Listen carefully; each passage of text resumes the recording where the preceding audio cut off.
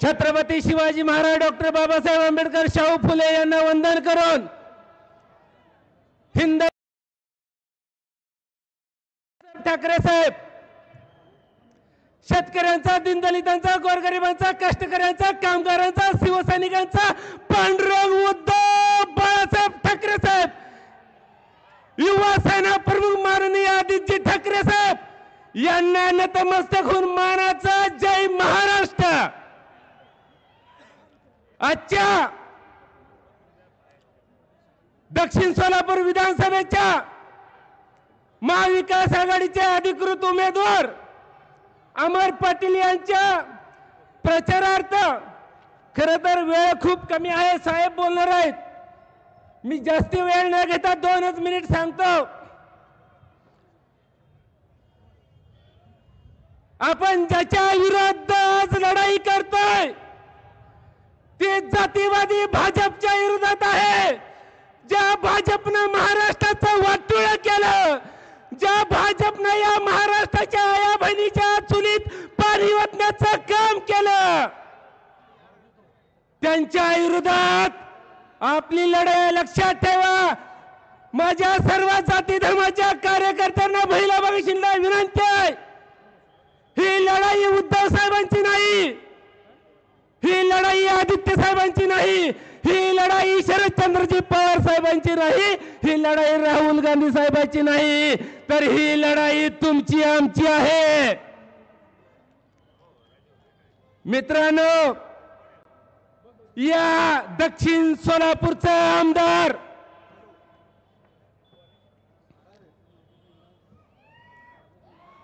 या माणसानं, या सुभाष देशमुखांनी या ठिकाणी आपले सर्वांचे लाडके आमदार रविकांत दादा पाटील यांचंही स्टेजवरती आगमन झालेलं आहे।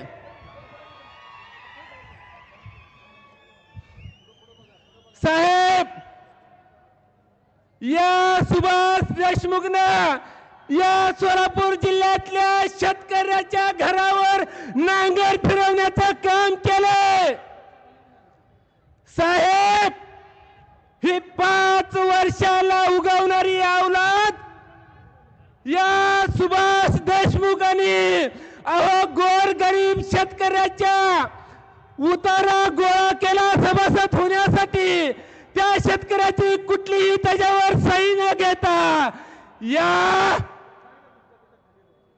नालायक औलादीने माझ्या गोरगरीब शेतकऱ्याच्या शेतावरती त्याला धोका देऊन, साहेब थोडे नाही 30 लाख 40 लाख 50 लाख 60 लाख कर्ज काढलं रे शेतकऱ्याच्या माझ्या शेतावरती। साहेब, शेतकरी आत्महत्या करायला हिंडायला लागलाय।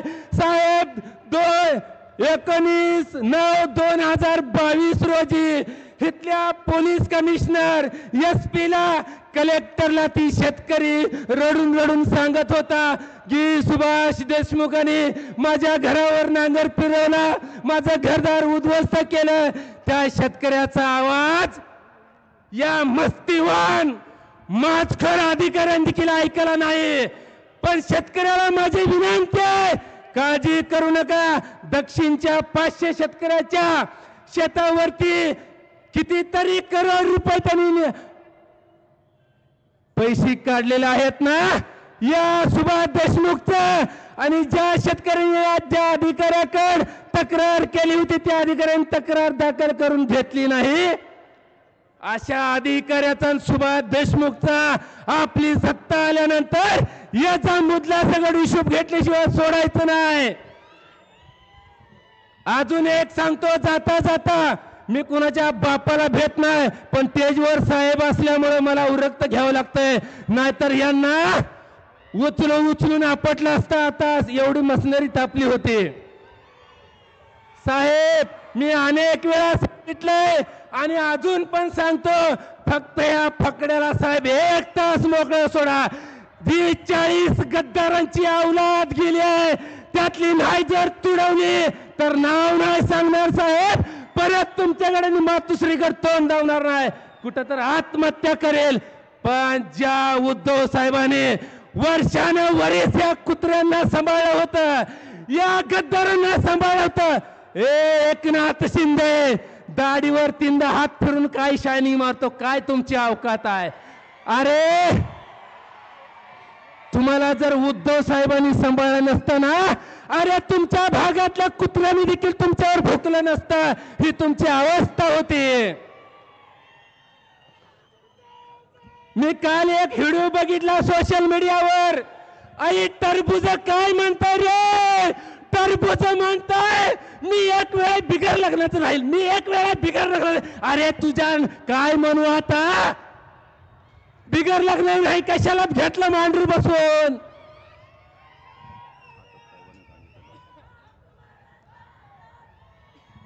बास करू रे. ऐका ऐका माझ्या सगळ्या शिवसैनिकांनो आणि सगळ्या जाती धर्माच्या कार्यकर्त्यांनो, तुम्हाला सांगतोय परत एकदा, या महाराष्ट्राचा मुख्यमंत्री उद्धव बाळासाहेब ठाकरे साहेबांना करायचाय आणि ह्या 40 गद्दारांची कातडी सोलून काढायची आहे. ते अजून एक सांगतोय, अमर पाटलाला असं तसं निवडून द्यायचं नाही. त्या सिद्धेश्वर कारखानदाराला पण सांगतोय, अरे तुझ्यासाठी अमर पाटील रस्त्यावर उतरला, उद्धव साहेबाचा शिवसैनिक भांडायला उठला, त्या पोलिसांबरोबर त्याने वाद घातला, अरे चिमणी पाडून म्हणून हे आमचा फकड्या मैदानात उतरला, तेव्हा काय बिळात शिपूट घालून बसला होता होय रे? आणि आता तू परिणिती शिंदेचं ऐकून, आमच्या विरोधात बंडखोरी करताय. याद राखा, उद्धव साहेब ज्याला हुबा करू शकतात ना, त्याला पाडू पण शकतात. एवढं बोलून माझे 2 शब्द संपवतो. जय हिंद, जय महाराष्ट्र.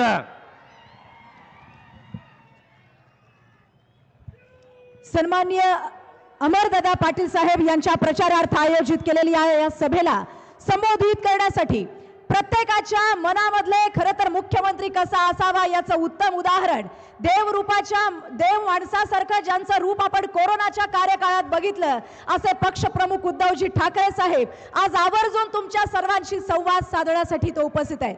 तेव्हा उपस्थित असलेल्या सर्वांच्या वतीनं सन्माननीय उद्धवजी ठाकरे साहेब यांचं स्वागत, त्यांचा यथोचित सन्मान संपूर्ण दक्षिण सोलापूर विधानसभा मतदारसंघाच्या वतीनं या ठिकाणी संपन्न होतोय. मी विनंती करते सन्माननीय उद्धवजी ठाकरे साहेबांनी आपल्या सर्वांच्या वतीनं हा सन्मान इथं स्वीकारायचे. खरं तर एक गोष्ट कायम लक्षात ठेवा, जिथं प्रभू श्री रामचंद्राचा धनुष्यबाण कामी आला नाही, तिथं मारुती रायानं आपल्या शेपटीची मशाल केली आणि आपल्या या अहंकारी रावणाची लंका जाळली होती. आणि आज हीच सर्वसामान्यांची मशाल, हिंदुत्वाची मशाल, न्यायाची मशाल, अन्यायाला जाळून सर्वसामान्यांचं सरकार स्थापित करावं यासाठीची ही मशाल घेऊन सन्माननीय उद्धवजी ठाकरे साहेब आपल्या सगळ्यांना भेटण्यासाठी उपस्थित आहेत. तेव्हा जोरदार टाळ्यांच्या गजरात आपण इथे स्वागत करूयात सन्माननीय उद्धवजी ठाकरे साहेब. आणि यानंतर या दक्षिण सोलापूर विधानसभा मतदार संघाचे घासून नाही ठासून येणारे फिक्स आमदार सन्माननीय अमरदादा पाटील साहेबांना विनंती आहे, त्यांनी या प्रसंगी आपल्या सर्वांशी संवाद साधावा.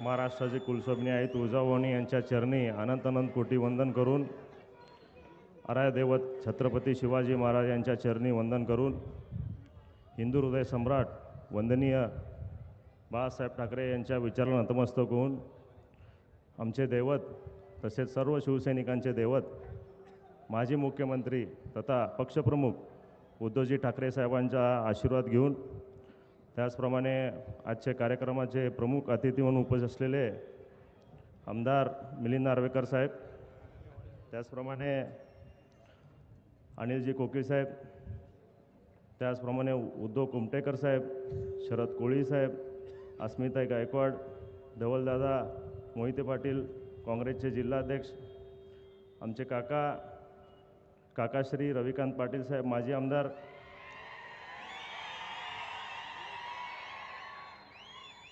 आमचे वडील पिताश्री माजी आमदार अतिकांत पाटील साहेब, त्याचप्रमाणे आमचे मार्गदर्शक पुरुषोत्तम बर्डे साहेब, अजय दासरी साहेब, गणेश वानकर साहेब, धनंजय डिकोळे साहेब, दत्तापंत वानकर साहेब, रशीद शेख साहेब, मोहम्मद शेख साहेब, विलास लांडे साहेब काँग्रेसचे नेते, आणि आमचे बंधू विराज पाटील साहेब कर्नाटक राज्य नेते, उपस्थित सर्व आमचे मातोश्री देखील आलेले आहेत, लक्ष्मीबाई पाटीलजी, आणि आमचे मंडळी नैना पाटील देखील आलेले आहेत. सर्वांचं मनपूर्वक स्वागत करतो या कार्यक्रम प्रसंगी. आणि सर्व सन्मान्य व्यासपीठ, उपस्थित सर्व माझे बंधू भगिनी, सर्व शिवसैनिक, सर्व पाटील परिवाराचे हितचिंतक, सर्व माझ्या युवा मित्रांना, शेतकऱ्यांना, ज्येष्ठ नागरिकांना माझा मानाचा जय महाराष्ट्र. प्रथमतः मी आमचे दैवत पक्षप्रमुख उद्धवजी ठाकरे साहेबांचं मी लाख लाख आभार व्यक्त करतो, ज्यांनी मला उमेदवारी मिळवून आशीर्वाद केल्यामुळं आम्ही त्यांचं लाख लाख आभार व्यक्त करतो. साहेब, जे मी तुम्ही संधी दिलात, हे संधीचं सोनं केल्याशिवाय मी गप्प बसणार नाही साहेब, मी तुम्हाला सांगतो. तुमच्या आशीर्वादामुळे मला उमेदवारी मिळाली साहेब. सर्व जनतेच्या पाठिंब्यामुळंच आज मी इथपर्यंत पोचलेलो आहे. गेल्या 12 वर्षापासून मी या राजकारणाने, या समाजकारण क्षेत्रामध्ये, पंचायत समिती असू दे, जिल्हा परिषद असू दे, बाजार समिती असू दे, सिद्धेश्वर कारखाना असू दे, सहकार क्षेत्र असू दे, स्वानिक स्वराज असू दे, सर्व क्षेत्रामध्ये तुम्ही मला आशीर्वाद केलात. सर्व तुमच्या आशीर्वादामुळे मी इथपर्यंत आलो आहे. माझे वडील माजी आमदार रतिकांत पाटील साहेब आणि तसेच रविकांत पाटील साहेब माजी आमदार जनतेची सेवा करत आलेत अनेक वर्षापासून. मी पण त्यांच्या पावलावर पाऊल ठेवून अनेक वर्षापासून मी जनसेवा करत आहे. जनसेवा करत असताना सर्व समाजाला मी घेऊन विकास कामं केलेले आहेत आणि कुठलं आम्ही जातीपाताचं राजकारण केलं नाही. सर्व समाजाला न्याय देण्याचं काम आम्ही पाटील परिवाराने इतकं वर्ष केलेलं आहे. आणि जिल्हा परिषदेच्या माध्यमातून कोट्यावधीचं काम, विकास कामं मी या मतदारसंघात केलेलं आहे. आणि आमचे वडील देखील आमदार असताना कोट्यावधीचं काम या मतदारसंघात केलेलं आहे. वीज असो, रस्ते असो, पाणी असो, मंदिर असू दे, दर्गा असू दे, सर्व समाजाला न्याय देण्याचं काम केलेलं आहे. आणि विकास काम करत असताना आज मला महाविकास आघाडीच्या माध्यमातून शिवसेना उद्धव बाळासाहेब ठाकरे या पक्षाच्या वतीनं पक्षप्रमुख उद्धवजी ठाकरे साहेबांच्या आशीर्वाद मला उमेदवारी मिळाली. आज फक्त मला येणाऱ्या तुम्ही 10 दिवस द्या, पुढचे 5 वर्ष मी तुम्हाला द्यायला तयार आहे. आज तालुक्याचं तुमच्या आशीर्वादाने मी आमदार झालो, तर तुम्हीच आमदार असणार या तालुक्याच्या, अशा पद्धतीचं काम मला करायचं आहे. आज आपले जे विद्यमान आमदार आहेत, आज आपलं तालुका विधानसभा 15 वर्ष मागं टाकलेले आहेत. MIDC आणतो म्हणले, आज MIDC नाही आहे. आज युवक बेरोजगार झालेला आहे. भीमासिना नदी जोड करतो प्रकल्प आणतो म्हणले, फक्त कागदावरच आहे ते आतापर्यंत. वडापूर बॅरेज तर गेल्या 4-5 वर्षापासून ऐकत आलो आपण, भीमा नदीवरचा झाला का हो?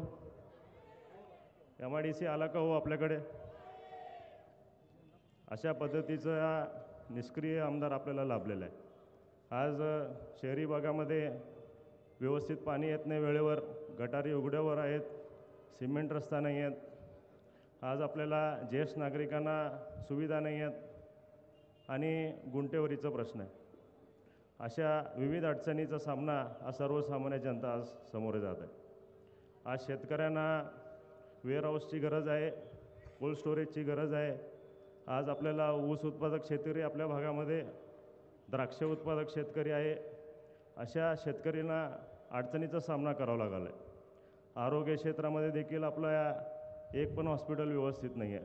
मंद्रुप भागामध्ये हॉस्पिटल आहे, पण तिथं सुविधा देखील नाही आहेत काहीच. अशा पद्धतीचं अडचणीचा सामना या सर्वसामान्य जनतेला होत आहे. आज आमचे वडील आमदार असताना माजी आमदार रतिकांत पाटील साहेबांनी कालवाच्या स्वरूपात, कॅनलच्या स्वरूपात अनेक कॅनलच्या माध्यमातून इथं स्कीम आणले. आज नवीन कॅनल का आलं का हो 10 वर्षात? मला सांगा. अशा पद्धतीचं आमदार, निष्क्रिय आमदार आपल्याला लाभलं आहे. आज नवीन कॅनल होणं गरजेचं आहे. उजनी धरणातून आपले तलाव भरले पाहिजे आणि देगाव एक्सप्रेस कालवाला 400 कोटी दिलं म्हणले भाजप सरकार. अजून फक्त ते कागदावरच आहे. फक्त यांचं कागदावरचा विकास केलेला आहे हे भाजप सरकार आणि भाजप आमदारांनी. म्हणून ह्या असल्या निष्क्रिय आमदाराला तुम्ही पुन्हा निवडून देणार का? आज परिवर्तन होण्याची गरज आहे आणि बदल होण्याची गरज आहे. आज अनेक ठिकाणी मी प्रचार दौऱ्यादौरान शहरामध्ये अनेक नगरमध्ये फिरलो, पण काही ठिकाणी आमदार तोंड पण दाखवलं नाही त्या भागामध्ये. अशा पद्धतीचा आमदार तुम्ही निवडणार का? हे कारखानदार आमदार आहेत, ह्यांना वेळ नाही आहे जनतेसाठी. आपल्याला आमदार हवा असेल तर जनतेमध्ये फिरणारा आणि त्यांच्या सुखदुःखमध्ये सामील होणारा आमदार आज असणे गरजेचे आपल्या तालुक्याला. म्हणून आपण सर्वांनी मला आशीर्वाद रूपी सर्व जनसेवेची संधी द्यावं असं आपल्याला मी कळकळीची विनंती करतो. आज आपल्या तालुक्यामध्ये नवीन IT कंपनी येणे गरजेचं आहे. MIDC माध्यमातून नवीन कंपनी उद्योगधंदे येणं गरजेचं आहे.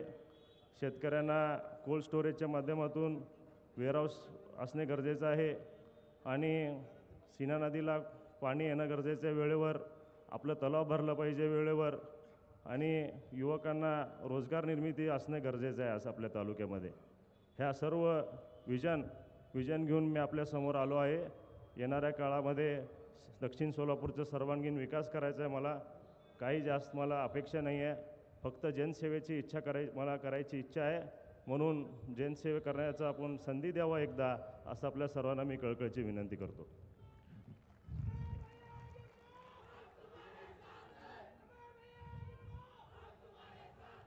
आमचं चिन्ह आहे माहिती ना आपलं काय आमचं चिन्ह?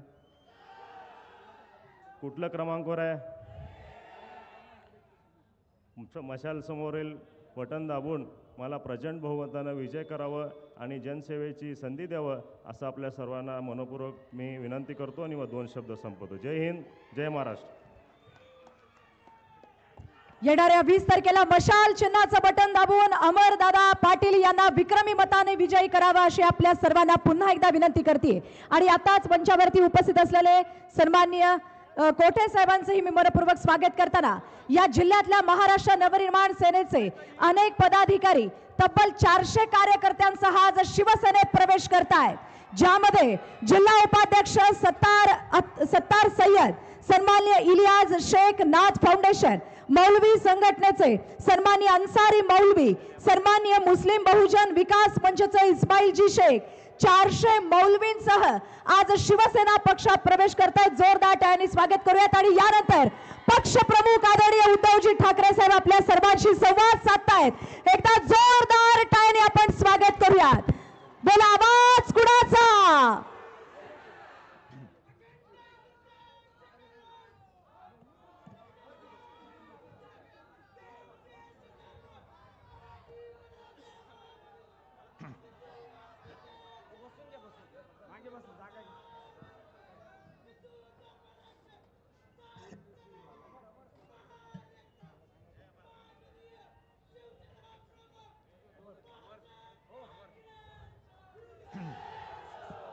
जमलेल्या माझ्या तमाम महाराष्ट्रप्रेमी बांधवांनो, भगिनी आणि मातांनो, नुसतं टाळ्या वाजून नाही चालणार, निवडून दिला पाहिजे. ठीक आहे. किती?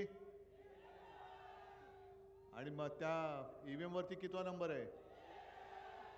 निशाणी कोणती आहे? शाबास. हृदयात पोचले, घराघरात. आणि नुसती हृदयामध्ये पोहोचून नाही चालणार, हृदयात पेटली पाहिजे. आणि ती अशी पेटली पाहिजे की या भ्रष्टाचारांच्या बुडाला आग लागली पाहिजे.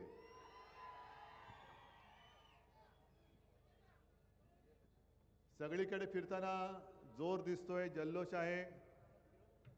मगाशी सांगोल्याची सभा सुद्धा तुफान झाली. काल परवाकडे मराठवाड्यात होतो, विदर्भात होतो, आधी कोकणात होतो. एक तुफान आलंय महाराष्ट्रामध्ये, भगवं वादळ आलेलं आहे. एक एक मुद्द्यावरती मी येणारच आहे. आपल्या अमरदादाने आपल्या व्यथा मांडल्या आणि ते सोडून घ्यायचेत की नाही तुम्ही ठरवायचं.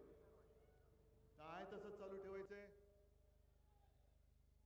मग बदल पाहिजे असेल तर आपल्याला अमरदादाला निवडून द्यावंच लागेल. आता निवडणुका आल्या म्हटल्यानंतर सर्व पक्षांचे नेते येत आहेत. सर्व पक्षांचे नेते येत आहेत आणि एकमेकावरती चिखलफेक करतायत. चिखल आलाच आणि तेच चिखलफेक करतायत. पण मला आश्चर्य एका गोष्टीचं वाटतं की आपल्या देशाचे पंतप्रधान देशाचा कारभार सोडून महाराष्ट्रामध्ये फिरतायत. बरं, मागतायत तो मागतायत, स्वतःला तोंड दाखवायला लाज वाटते, स्वतःच्या चेहऱ्यावरती. म्हणून हिंदू हृदय सम्राट शिवसेना प्रमुखांच्या नावावरती मत मागतायत. मोदीजी, हेच तुम्हाला मी सांगत होतो की महाराष्ट्रामध्ये मोदी गॅरंटीला किंमत नाहीये. हे बघा, हे समोरून येतंय. म्हणजे काही वर्षांपूर्वी मोदींनी नोटबंदी केली होती, तसं आता महाराष्ट्राने मोदींची नाणेबंदी केलेली आहे. चालतच नाही. सगळ्या फुकटच्या गॅरंट्या. ये मेरी गॅरंटी आहे, मेरी गॅरंटी आहे. कुठली गॅरंटी यशस्वी झाले ते तरी सांगा. 2014 पासून यांच्या थापा सुरू झाल्या, जुमल्या. 15 लाख रुपये देणार. किती लोकांना मिळाले? 2 कोटी लोकांना देशभरामध्ये दर वर्षाला रोजगार देणार. किती लोकांना मिळाले? शेतकऱ्यांचं उत्पन्न दुप्पट होणार. किती लोकांना मिळाले? काहीच नाही. प्रधानमंत्री सन्मान योजना, बऱ्याच काही काही गोष्टी सांगतायत, होत काहीच नाहीये. आणि आता ते घसरलेत, मग त्यांच्याकडे मुद्दे काही नाहीये. आज नांदेडमध्ये होते, मी पण तिथूनच आलो. सुदैवाने त्यांचं दर्शन नाही झालं, हे माझं नशीब. पण तिथे त्यांनी मला आव्हान दिले. आव्हान असं दिलंय की राहुल गांधींनी बाळासाहेबांबद्दल 2 शब्द चांगले बोलून दाखवावेत. मोदीजी, तुम्हाला कदाचित तुमचा भाषण लिहिणारा सुट्टीवरती गेला असेल किंवा टेलिप्रॉम्प्टर बिघडला असेल, आणि टेलिप्रॉम्प्टर बिघडला असेल तर आमच्या मिंद्याचा टेलिप्रॉम्प्टर घेऊन जा. ती बातमी पाहिली का तुम्ही सगळीकडे? मिंद्याचा टेलिप्रॉम्प्टर कोण बाजूला उभा असलेला? तो धरण फोडणारा खेकडा.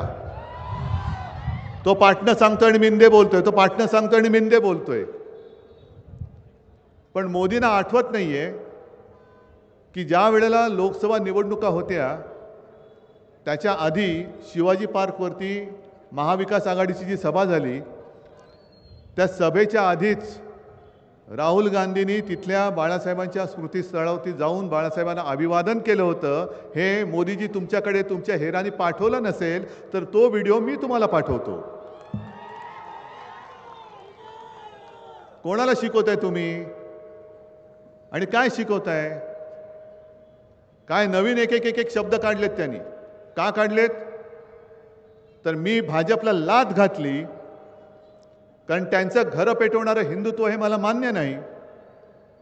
मला जे माझ्या आजोबाने आणि माझ्या वडिलांनी जे शिकवलं ते घरातलं चूल पेटवणारं हिंदुत्व आहे. आणि ते हिंदुत्व मी अंगीकारल्यामुळे भाजपला ते हिंदुत्व नकोय. आता सुद्धा त्याने हिंदू मुसलमान दंगे भडकवायचे. हिंदू मुसलमान दंगे भडकवल्यानंतर हिंदूंमध्ये मराठी अमराठी करायचे. मग मराठी माणसांमध्ये जातीपातीवरनं दंगे भडकवायचे. मग दुसऱ्याची घरं पेटून द्यायची, दुसऱ्याच्या घराच्या होळ्या पेटवायच्या आणि आपल्या पोळ्या भाजायच्या. हे असे नतद्रष्ट भाजपवाले, त्यांना मी लाथ घातली म्हणून आता त्यांच्या पोटात दुखते. ना भाडकावपेक्षा आज मला आणखीन एक क्लिप आली. आपलाच एक जिल्हा प्रमुख आहे, मला वाटतं सातारा सांगलीचा असेल, त्यांनी छान म्हटलंय, भाजपा म्हणजे भामटा जगला पाहिजे. भामटा जगला पाहिजे, सगळे भामटे एकत्र केलेत, ये मोदी गॅरंटी आहे. मग मोदीजी, तुम्ही जसं मला आव्हान देता तसं मी तुम्हाला आव्हान नाही देत. तुम्ही फार मोठे आहात, विश्वगुरू आहात. आम्ही कोण? आम्ही आपली साधी माणसं. आमच्या हिंदुत्वावरती बोलताना तुम्ही नवीन जे आता गुलाबी जॅकेट घेतलंय, बरोबर, कोण गुलाबी जॅकेट? त्यांनी एक उमेदवार उभा केला मुंबईत, नवाब मलिक, जे माझ्या मंत्रिमंडळात माझे सहकारी होते. त्यांना भाजपने अटक केली होती, वरनं ईडी, इन्कम टॅक्स वगैरे काही पाठवून अटक करून आत टाकलेलं, बरोबर आहे. आणि देवेंद्र फडणवीसांची ती क्लिप माझ्याकडे मोबाईलमध्ये आहे की दाऊद से व्यवहार करने का, म्हणजे त्यांनी सांगितलं की दाऊद बरोबर व्यवहार करणाऱ्या माणसाबरोबर हे मांडीला मांडी लावून बसतायत आणि आमच्याकडे ठोस पुरावा आहे. मग तो ठोस पुरावा आता कुठे ठोसला? कुठे ठोसला? नवाब मलिक आज अजित पवारांकडनं मुंबईमध्ये उमेदवार आहेत. मुंबईमध्ये मोदीजी तुम्ही येणार आहात ना, मग तुमच्या घटक पक्षाचा उमेदवार म्हणून नवाब मलिकला व्यासपीठावर घेणार आहात की नाही, हे पहिलं तुम्ही मला सांगा. आणि जर तुम्ही त्याला घेणार नसाल तर अजित पवारांना मी विचारतोय, अशा तुमच्या उमेदवाराला नाकारणाऱ्या माणसाला तुम्ही नेता तुम्ही मानता का? कारण कोणतरी एक खरं बोलतोय, कोणतरी खोटं बोलतोय.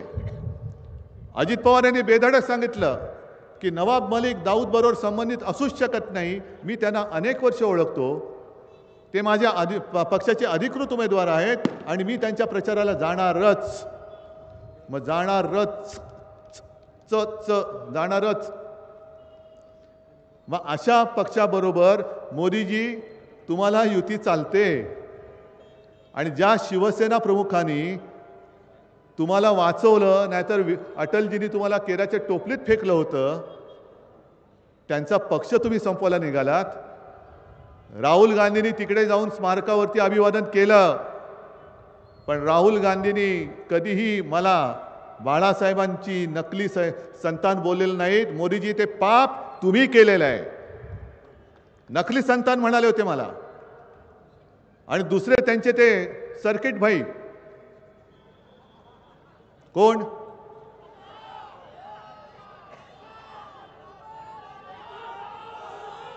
कोण? अरे नाव सांगा ना, मला कसं कळणार?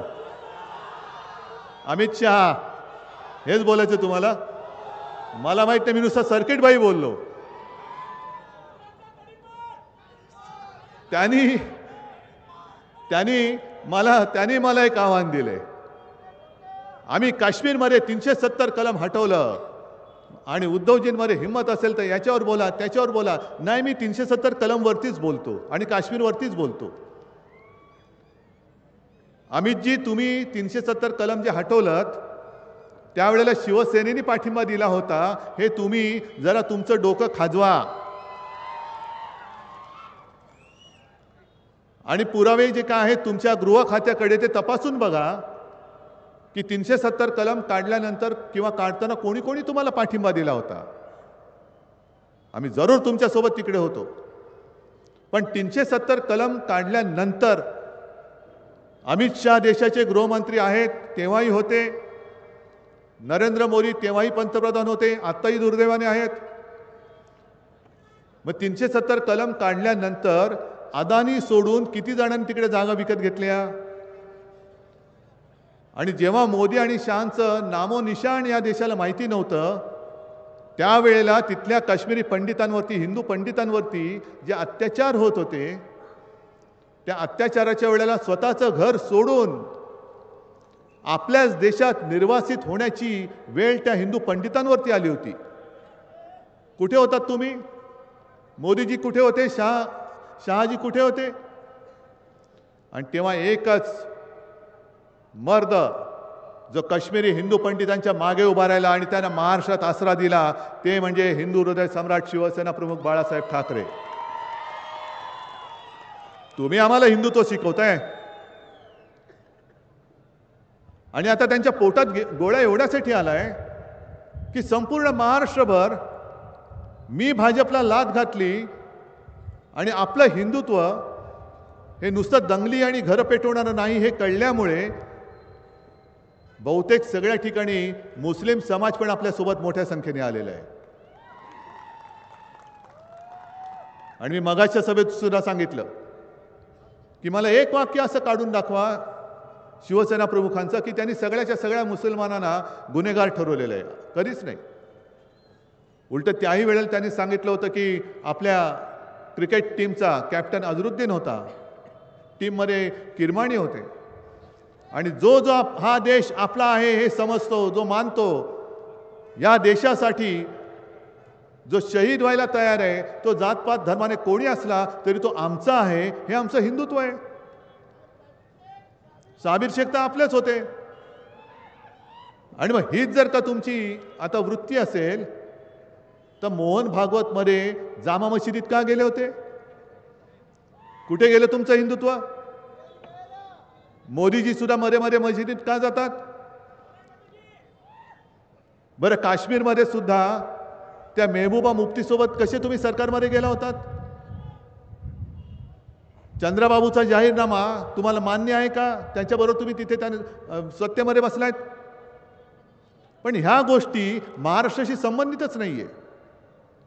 मी मानतो ना 370 कलम काढला, आम्ही पाठिंबा दिला, पण आज तुम्हाला इथे पाणी मिळते. मगाशी जे अमरनी सांगितलं, MIDC नाही, पाणी नाही, रस्ते नाही, रोजगार नाही, सगळं नाही, पण आम्ही 370 कलम काढलं ना. काय उपयोग आहे त्याचा? अहो, इकडे आम्ही महाराष्ट्र म्हणून आमच्या हक्काचे प्रश्न आणि त्याच्यासाठी न्याय तुमच्याकडे मागतोय आणि तुम्ही आम्हाला अशी आव्हानं देता पोकळ. मग मी त्यांना एक आव्हान देतोय, मोदीजी तुम्हालाच मी आव्हान देतोय. राहुल गांधींवरनं तुम्ही मला आव्हान दिलं, मी तुम्हाला राहुल गांधींवरनंच आव्हान देतोय. मणिपूर जे पेटलेलं आहे आणि फार पूर्वीची गोष्ट नाही, 4 दिवसापूर्वीची गोष्ट आहे. ज्या वेळेला मोदी आणि शहा महाराष्ट्रामध्ये प्रचार करायला फिरतायत त्याच वेळेला मणिपूरमध्ये तो जिरीबाम म्हणून एक जिल्हा आहे, त्या जिल्ह्यात एका 31 वर्षीय आदिवासी महिलेवरती 3 मुलांची आई, तिच्यावरती घरात घुसून अत्याचार करण्यात आला आणि तिला जिवंत पेटवून देण्यात आलं, जिवंत. मग मोदीजी, मी तुम्हाला आव्हान देतोय, राहुल गांधी मणिपूरमध्ये जाऊन आले, नरेंद्र मोदी अजून मणिपूरमध्ये का गेले नाहीत? हे माझं तुम्हाला आव्हान आहे. का तुम्हाला नुसता महाराष्ट्र प्रचारासाठी तुम्ही येताय? तुम्ही देशाचे पंतप्रधान आहात की भाजपाचे स्टार प्रचारक आहात? तुम्ही देशाचे पंतप्रधान म्हटल्यानंतर एवढे दिवस झाले, वर्ष झालं, 2 वर्ष झालं, मणिपूर पेटतोय, महिलांवरती अत्याचार होत आहेत, घराच्या घरं पेटवली जात आहेत, कोणालाही अटक होते नाही होते काहीच कल्पना नाही. ही बातमी कशी बशी सुटली तिकडनं आणि इथे आली, अन्यथा रोज तिकडे काय होत असेल काहीच माहिती नाही आम्हाला. कसली पोकळ आव्हान देताय तुम्ही? आव्हान आमच्या समोर, या माता भगिनींच्या आयुष्यामध्ये समाधान कसं द्यायचं ते आव्हान आम्हाला पाहिजे, आम्ही घेतो आहोत, स्वीकारतो आहोत आणि त्याने ते आम्ही देणार आहोत. पाणी देणार आहोत, घरं देणार आहोत, अगदी महिलांना सुरक्षा सुद्धा देणार आहोत. 1,500 रुपये तुम्हाला देतात. तो काल परवाकडे बघितलं ना, तो दुसरा त्यांचा एक नालायक, कोण? महाडिक, मुन्ना महाडिक म्हणतात त्याला. म्हणजे मुन्नाभाई MBBS मधला मुन्ना दिसतोय. तो मुन्ना महाडिक म्हणाला की ज्यांना आम्ही पैसे दिलेत त्या महिला जर का महाविकास आघाडीच्या सभेला गेल्या तर त्यांचे फोटो काढून ठेवा. तुम्ही महिलांना काय नोकरी देताय का? नोकर समजताय?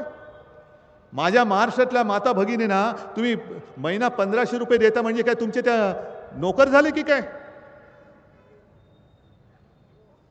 ही मस्ती जी आहे ती उतरवण्यासाठी आपण आलो. आणि मी जे वचन देतोय तुम्हाला महाविकास आघाडी म्हणून पंचसूत्रीमध्ये, आम्ही मस्तीत वागत नाही. पण 1500 काय, आम्ही दर महिन्याला तुम्हाला 3000 रुपये देणार आहोत.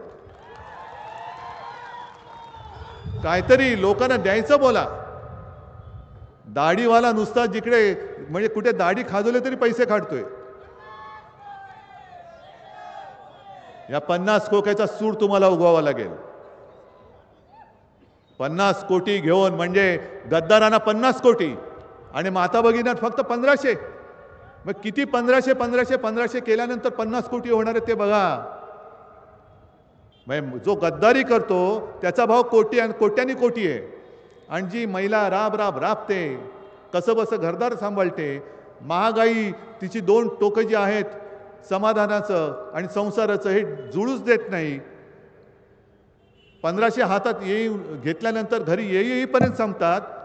आणि हे आपले टगे मोठ्या गाड्या घेऊन, मग अशी मी गेलो होतो ना, काय डोंगर, काय झाडं, काय कसली मस्ती. पण आज मुद्दामून मी इकडे आलेलो आहे सोलापूरमध्ये. अमरसाठी तर आलोयच, पण महाविकास आघाडीसाठी सुद्धा आलोय. आणि मला इथल्या खास करून सोलापूर जिल्ह्यातल्या आहेत सगळे काँग्रेस राष्ट्रवादीचे आहेत सोबत. जरा थांब रे दादा, एकदम जोशात नको येऊ, जरा थांब.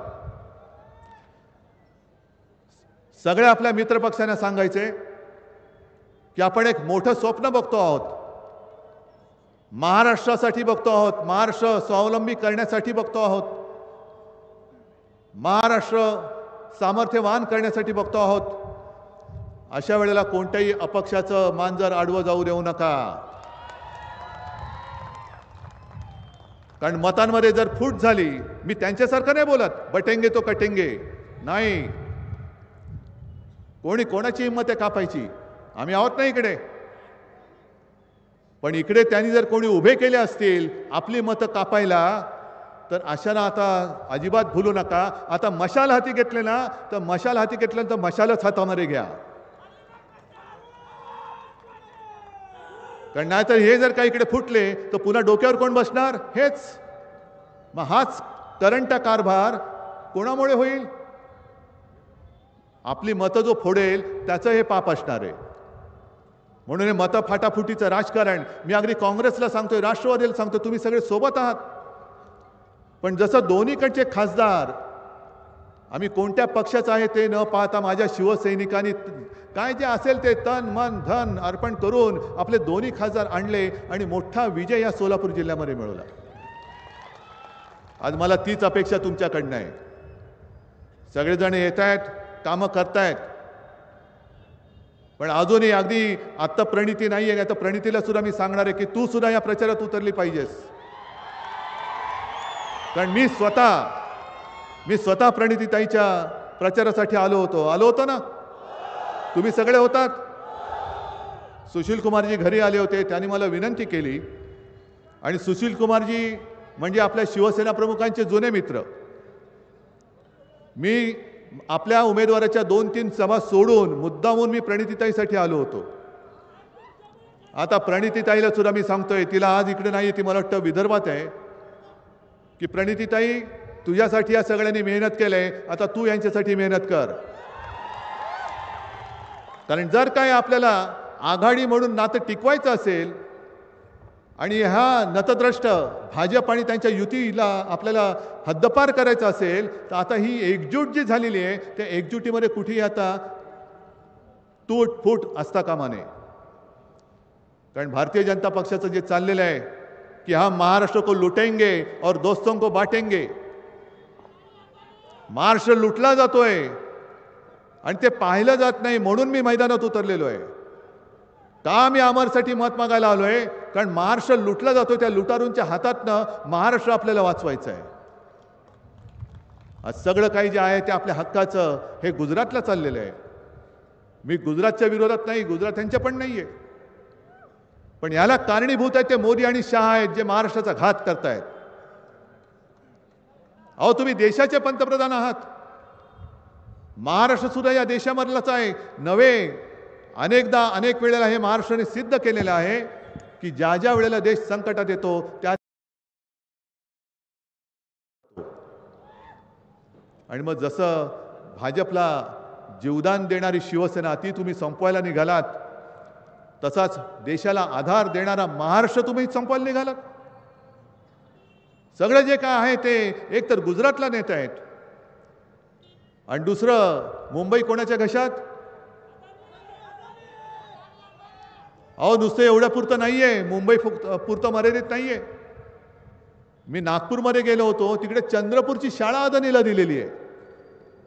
कोल्हापूरला गेलो होतो, आपले उमेदवार आहेत KP पाटील, ते भाषणात बोलले आमच्याकडचं पाणी आणि अदानीला विकलेलं आहे. मग उद्या इथल्या शेतकऱ्यांचे सातबारा सुद्धा अदानीच्या नावाने केले तर तुम्ही दाद कोणाकडे मागणार? आहे हिंमत कोणाकडे दाद मागायची? कारण सर्वोच्च न्यायालय आता 3रे न्यायमूर्ती निवृत्त झाले. मग आता आम्ही न्याय कोणाकडे मागायचा? यमाई देवीकडे? कारण चंद्रचूड साहेब तिकडे गेले होते तो राम मंदिराचा फैसला करण्याच्या आधी, आणि देवीने त्यांना सुबुद्धी दिली. अहो चंद्रचूड साहेब आमच्यासाठी एकदा तरी जायला पाहिजे होतं यमाई देवीकडे. दिली असती त्यांनी सुबुद्धी आणि लोकशाही वाचली असती. पण न्यायालयात न्याय मिळत नाहीये. दरवाजे ठोकून ठोकून सुद्धा हात दुखायला लागले, पण आता न्याय मिळत नाहीये. चौथे आता सरन्यायाधीश आले, खंडपीठ बदललं, पण आमचा न्यायाची मागणी अखंड आहे, चालूच आहे. आज नाही तर उद्या, उद्या नाही तर परवा. म्हणजे पूर्वी ते महाराष्ट्र राज्य लॉटरी, त्याची जाहिरात होती, महाराष्ट्र राज्य लॉटरी का फल आज नाही तो कल. तसा आमच्या या लोकशाहीबद्दलचा लढा, त्याचा फैसला आज नाही तो कल, कल नाही तो परसो, परसो नाही तो तरसो. अरे काय चाललंय? पण महत्वाचा मुद्दा जो मी तुम्हाला सांगतोय की सगळं जे काय आहे, म्हणजे सगळं, पोर्ट अदानीकडे, एअरपोर्ट अदानीकडे, वीज अदानीकडे, सगळे तुमचे वेअर हाऊसेस अदानीकडे. मग शिल्लक काय राहिले? तुम्ही काय महाराष्ट्राचं अदानीकरण करताय? महाराष्ट्र काय गुजरातच्या चरणी वाहून टाकताय? आणि नुसते हे मिंधे यांना सत्ता मिळाली, सत्तेची ऊब मिळाली म्हणून हे त्यांच्यासमोर महाराष्ट्र विकून, जी आई आहे आपली महाराष्ट्र, ती विकून त्यांच्यासमोर शेपट्या हलवणार आणि त्यांना आपण राज्यकर्ते म्हणून पुन्हा निवडून देणार? मला तरी नाही पटत. आणि मला पटत नाही. मला कोणी, तुम्ही सगळे म्हणताय भावी मुख्यमंत्री, माझ्या डोक्यात अशी स्वप्न पडत नाहीत. मी लढतोय, हे चालले ते मला पाहवत नाही म्हणून मी लढतोय, आणि महाराष्ट्राची गद्दारी करणं हे माझ्या रक्तात नाही म्हणून मी लढतोय. मी लढतोय. जर तुम्हाला मंजूर असेल सोबत या, नसेल मी एकटा आहेच. पण मोदी आणि शहाना मला सांगायचंय की तुम्ही जो माझा पक्षाचा घात केलात आणि सगळी चोर कंपनी घेऊन माझ्या अंगावरती येत आहे, माझीच माणसं घेऊन माझ्यावरती वार करायला येत आहे, हे बघा मला आई जगदंबेने दिलेलं कसं केवढं मोठं सुरक्षा कवच आहे. करून दाखवा वार, करून दाखवा. नाही ते नको. हे असे फालतू विषय मला हाताळायचेच नाही आहेत. कारण माझ्या समोर आहे तो महाराष्ट्र आहे. हा महाराष्ट्राचा विषय फार गंभीर आहे. मला चिंता पडलेली आहे ती माझ्या मुख्यमंत्रीपदाची नाही. मला तुम्हाला सगळ्यांना आनंदी पाहायचं आहे. तुम्हाला तुमच्या घराच्या जवळच रोजगार द्यायचा आहे मला. आणि म्हणून मी ठरवलेलं आहे, जसं महिलांच्या बाबतीत मी म्हटलं की तुम्हाला 1500च्या 3000 तर आपण करणारच आहोत, पण त्याच बरोबरीने जे आज मणिपूरमध्ये घडलं, राज्य तिकडे भाजपचं आहे. हे डबल इंजिन ट्रिपल इंजिन म्हणतायत ना, मग तिकडे इंजिन कुठे गेलं?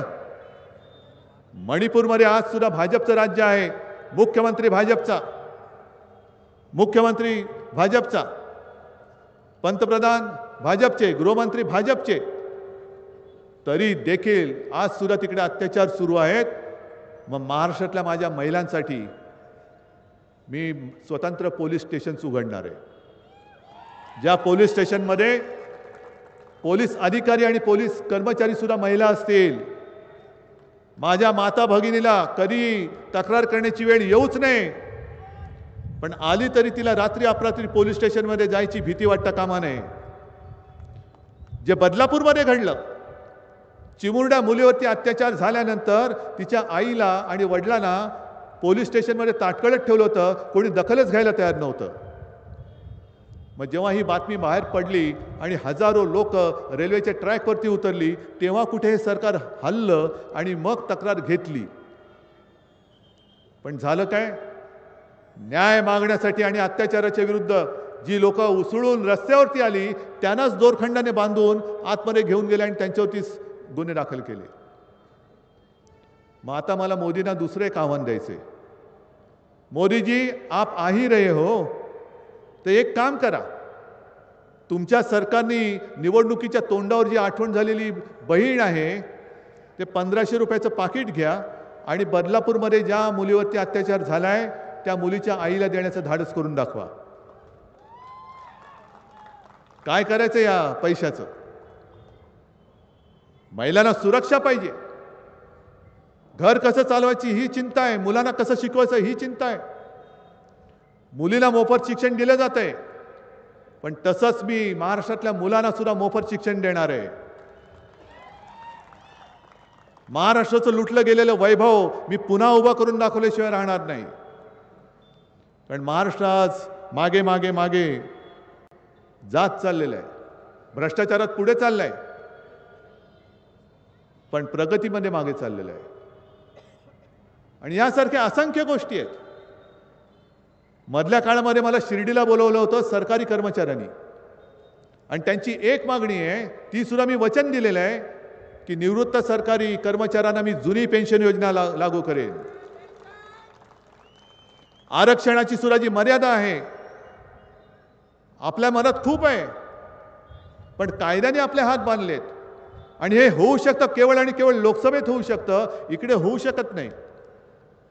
म्हणून आपण जे ठरवलंय की आरक्षणाची मर्यादा वाढवून तो ठराव लोकसभेत पाठवून तिकडनं मंजूर करण्यासाठी अगदी मोदी सरकारवरती आम्ही दबाव आणून आम्ही तो करून घेतल्याशिवाय राहणार नाही.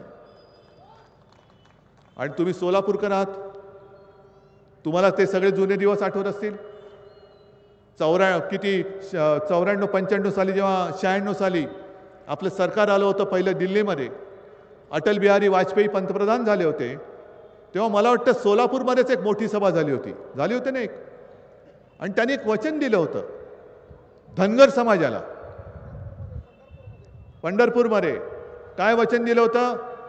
माझं सरकार आल्यानंतर असं अटलजी म्हणाले होते की पहिल्या कॅबिनेटमध्ये धनगरांना मी आरक्षण देईन. हे अटलजींचं वचन होतं. मोदीजी तुम्ही बसलात तिकडे, पूर्ण करण्याची ताकद आहे का तुमच्यात? तर इकडे मत मागायला या. कारण तुम्ही ज्या काही भिंती उभ्या करून ठेवलेल्या आहेत, मराठा समाज, ओबीसी, धनगर, आदिवासी, ही सगळी माझ्या महाराष्ट्राच्या आईची लेकरं आहेत. महाराष्ट्र माझा इकडे गुण्यागोविंदाने नांदतोय. जसं छत्रपती शिवाजी महाराजांच्या पदरी 18 पगड जाती जमातीत विखुरलेले सगळे मराठी होते, पण त्यांनी सगळ्यांनी मिळून हिंदवी स्वराज्य स्थापन केलं होतं. आणि आज आपल्याला सगळ्यांना मिळून आपला महाराष्ट्र हा टिकवायचा आहे. आणि या महाराष्ट्राला जर आज आपण वाचू शकलो नाही तर मला नाही वाटत उद्या कोण शिल्लक राहील. मी जे तुम्हाला सांगतोय कदाचित तुम्हाला वाटत असेल की मतं पाहिजेत म्हणून मी तुम्हाला जास्त काहीतरी सांगतोय, पण हे दिसतंय तुम्हाला सगळ्यांना. आता नुसतं मी मुंबई कोणाच्या घशात घातली बोलल्यावरती तुम्हाला बोलला तुम्ही अदानी. पंढरपूर, आता अटलजींची आठवण करून दिली, तुम्ही म्हणालात पंढरपूर. नुसतं सर्किट म्हणल्यानंतर तुम्ही कोण बोललात? मग तुम्हाला दिसतंय ना रे. मग ह्याच्यासाठी मी लढायला उभा आहे, तर तुम्ही काय, तुम्ही लढणार आहात की नाही? आणि सगळ्यात एकच, बाकीचं सगळं विसरून जा. कारण माझ्याकडे मी हा वचननामा खिशात घेऊनच फिरतोय. हा नुसता एवढाच वचननामा नाही आहे, तर याच्या पाठीकडे तो एक QR कोड दिलेला आहे. कारण हल्ली आता नवीन टेक्नॉलॉजी आले. हे कोणी आत्ता येऊन बघावं. मी पाहता आपल्या उमेदवाराकडे देतो, मोबाईलवरती स्कॅन केला की आपला सविस्तर वचननामा त्याच्यात वाचायला मिळतो. हा तू घे आणि दाखव सगळ्यांना, आणखीन कॉपीज येतील. आणि त्याचं 1 मिनिट मी कव्हर मुद्दामून दाखवतोय. कारण कोरोनाच्या काळामध्ये आपण जे काही केलं होतं, म्हणजे तुम्हीच केलं होतं, मी तुम्हाला सांगत होतो आणि तुम्ही ऐकत होतात. मोदी शहा आले नव्हते वाचवायला, अदानी आला नव्हता, मोदी शहा आले नव्हते, आणि तुम्ही कोण दुसरं म्हणाल ते काय टरबूज का काय, ते आले होते का? उलट मागे लागले होते माझ्या, मंदिर उघडा, हे उघडा, ते उघडा. अहो म्हटलं उघडा काय, इकडे लोक पटपट मरतील. आणि मला तेव्हा कोश्यारीने पत्र लिहिलं होतं की तुम्हाला असा काय साक्षात्कार होतो का की मंदिर बंद ठेवणे विणे. म्हटलं मला साक्षात्कार होत नाही, मी तुमच्या एवढा महान नाही. तुम्ही कोरोना काळामध्ये सुद्धा मुंबईत राहून मलई खाल्ली, ते आम्हाला सगळ्यांना माहिती आहे, मी त्यातलं नाही. पण त्या काळामध्ये सुद्धा आपण कुठेही उपचाराविना मृत्यू होऊ दिले नाही, ना ऑक्सिजन विना होऊ दिले. आणि जसं गुजरातमध्ये आणि उत्तर प्रदेशमध्ये सार्वजनिक चिता पेटल्या होत्या, तुमच्या सगळ्यांच्या सहकार्यामुळे महाराष्ट्रात आपण ती वेळ येऊ दिली नाही. याचं एक मला नक्की समाधान आहे, नक्की समाधान आहे. आणि तेच ह्यांना नको आहे, तेच ह्यांना नको आहे. म्हणजे तुम्हाला कल्पना नाही येणार त्यावेळेला काय परिस्थिती होती.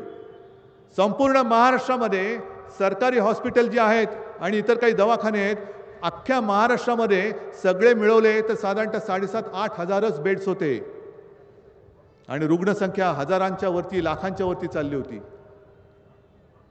आपण पहिल्या लाटेमध्ये हे जे बेड्स होते ते आपण 3.5 लाखाच्या वरती त्याची क्षमता नेली होती, 3.5 लाखाच्या वरती. मला एक दुसरं राज्य दाखवा. चीननी 15 दिवसामध्ये फील्ड हॉस्पिटल उभं केलं होतं. आपण 17 दिवसामध्ये आपल्या मुंबईमध्ये फील्ड हॉस्पिटल उभं केलं होतं, कोविड केअर सेंटर. मला एक राज्य असं दाखवा. योगींनी केलं होतं, मोदीजींनी केलं होतं, दुसऱ्या कोणत्याही राज्यांनी केलं होतं? नाही केलं. आणि म्हणून तुम्हाला एक नक्कीच मी भाग्यवान मानतो की तुम्ही सगळे मला कुटुंबातील एक, आणि काही जण म्हणतात साहेब तुम्ही आमचे कुटुंब प्रमुख आहात, म्हणून मी या कव्हरवरती लिहिलेलं आहे कुटुंब प्रमुखाचा वचननामा. हा माझा वचननामा आहे, हा माझा वचननामा आहे. आणि त्याच्यावरती मी हेच लिहिलं आहे, स्वावलंबी महाराष्ट्र, सर्वोत्तम महाराष्ट्र. याच्यासाठी आता आपल्यालाच पुढे यावं लागेल. हे अमर हे मुद्दामून दाखव सगळ्यांना, आणखीन तुला कॉपी पाठवतो आणि सविस्तर वचननामा पण देईन. हां, बाकीचे मुद्दे जसं मी सांगोल्याच्या सभेमध्ये सांगितलं, तिथले आपले उमेदवार दीपक आबा त्यांनी एक लिस्ट वाचली. जसं आता अमरनी सांगितले ना की अमुक नाही, तमुक नाही, हे नाही, ते नाही, असं करायला पाहिजे, तसं करायला पाहिजे, हे माझ्यासमोर पण ठेवले. पण मी तुमच्या समोर आज अमरला सांगतोय, अमर ही लिस्ट मी आता घेणारच नाही तुझी. हे आत्ता तू जे काय मागतोय हे मी इकडे ऐकणारच नाही आहे. पण तू जेव्हा ही लिस्ट आमदार होऊन मला विधानसभेत देशील तेव्हा मी तुझं हे सगळ्याच्या सगळं शब्दाच्या शब्द मागे ऐकेन. आता या किती मागण्या आहेत? 10-15 मागण्या आहेत. भरपूर मागण्या आहेत. भरपूर मागण्या मान्य करण्याची जबाबदारी, मंजूर करण्याची जबाबदारी माझी. पण माझं एकच मागणं तुम्ही मान्य करायचं आहे. मंजूर? तुमच्या सगळ्या मागण्या मान्य, पण माझं एकच मागणं आहे. काय? तुमचं निवेदन जे आहे ते आमदार अमर दादा यांनी मला विधानसभेत द्यायचं. ठरलं आपलं? नक्की तुमच्यावरती जबाबदारी टाकू. मग आता सगळी मतं, महाविकास आघाडीची मतं ही आपल्याला अमरला दिलीच पाहिजेत. मी अपक्ष ओळखत नाही, महायुतीला तर आता उभंच करत नाही मी. हा नाही, बीजेपीच्या बी टीम आहेत, सी टीम आहेत. मुद्दामून आपल्याला अपशकून करायला काही जण उभे केलेत. वाटेल ते बोलतील, वाटेल ते सांगतील. पण आता जर का मशालीला मत नाही दिलं आणि जिथे जिथे महाविकास आघाडीचे उमेदवार आहेत त्यांना जर का आपण मत दिलं नाही, मग हात असेल तिकडे हात, तुतारी फुकणारा मावळा असेल तिकडे तुतारी फुकणारा मावळा, यांच्याशिवाय जर का चौथी कुठे मत पडलं तर तुमचं मत वाया गेलं म्हणून समजा. आपल्याला आपला महाराष्ट्र हा मजबूत करायचा आहे. आणि म्हणून तुम्हाला सगळ्यांना हात जोडून विनंती करतोय की या सगळ्या मागण्यांची जबाबदारी मी घेतोय, पण माझ्या एका मागण्याची जबाबदारी तुमच्यावरती मी सोपवतो. आणि अमरला प्रचंड मताने विजयी झाल्याची बातमी ही तुम्ही मला द्यायची आहे आणि मला खात्री आहे की दिल्याशिवाय तुम्ही राहणार नाही. तुम्हाला सगळ्यांना शुभेच्छा देतो. जय हिंद, जय महाराष्ट्र. सर्वांना विनंती आहे यानंतर कार्यक्रम